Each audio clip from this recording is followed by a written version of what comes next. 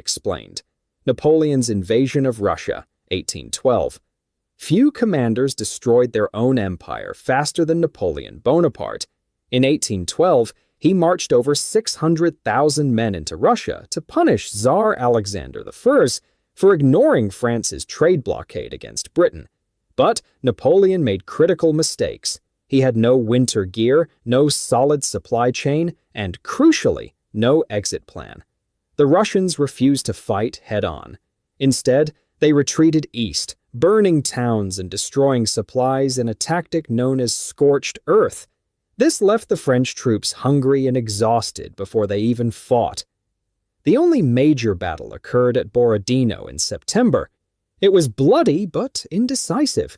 When Napoleon finally entered Moscow on September 14th, he found the city empty and in flames. The Tsar refused to surrender.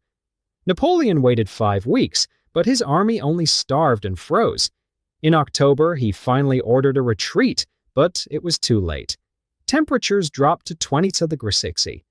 Horses died in the snow, and disease and frostbite killed thousands. By the time the survivors reached safety, fewer than 100,000 men remained.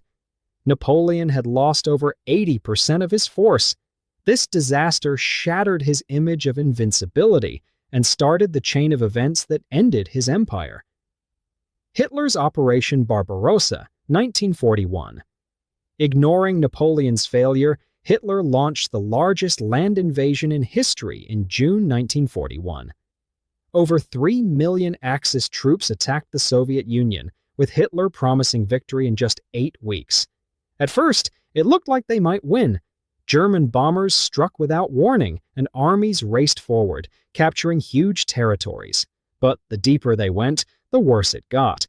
Supply lines stretched thousands of miles, and autumn rains turned roads into mud. Fuel and ammunition ran low. Meanwhile, Soviet factories moved east and kept producing tanks. Just like Napoleon, the Germans ignored the coming winter. Troops lacked proper cold weather gear, and vehicles froze solid. Temperatures fell to 30 degrees Celsius. In December, fresh Soviet troops counterattacked near Moscow, pushing the Germans back. Hitler started a war of attrition Germany could not win. The Eastern Front drained German resources and ultimately led to the downfall of the